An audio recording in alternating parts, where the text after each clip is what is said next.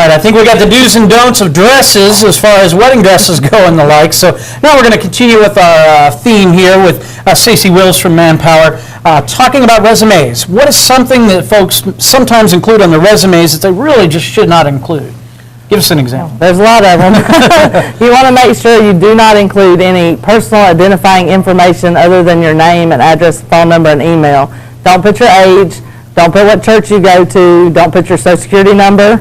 You don't want to include pictures. You want to make sure that you only include information that's relevant to looking for a job. People need to know what skills you have, what you bring to the table. It's for them to get to know you when they interview you about other things. You want to make sure that you don't include too much information, and you want to make sure that you kind of be careful about typos and what wording you use, because a lot of times I think that just a simple spell check would get you a job. Yeah. Because they get overlooked all the time. If you look at a resume and you see there's 8 misspelled words in the first paragraph, you just kind of go on to the next resume. Yeah, I can imagine, yeah. And of course, everybody has spell check pretty much these days, so that's pretty much an option for everybody to have. Tell us a bit, you were talking about what not to do there. Let's see here. Yeah, you don't want to include references either. What about maybe your Facebook page? Well, should you include that on a resume, or is that something that if they have your name, they can maybe find out if they want to? Yeah, that is something that somebody can look up. It's definitely public information. That's not something that we typically look at. I wouldn't include it on a resume. And you want to wait and bring references and letters of recommendation once you get that interview. You want to bring that stuff. You don't want to go ahead and send it in. And initially, what you're trying to do is just get their attention and say, hey, look, I'm the right person for this job. So you just really want to focus on the skills and what you've done on your last few jobs. Okay, and now it's important to keep contacts with folks that you may be using on your resume as folks to talk good about you, that you might have worked with in the past.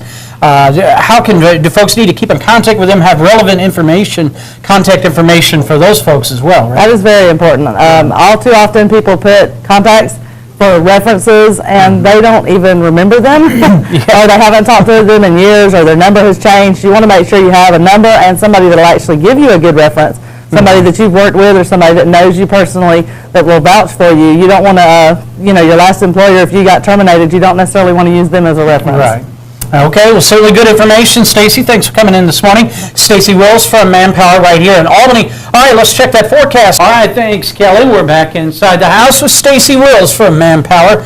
Stacy, we're going to talk this morning a little bit about resumes and the like. Lots of folks out there, some folks unemployed, some of them looking to maybe find a better job or get out of maybe part-time work to full-time.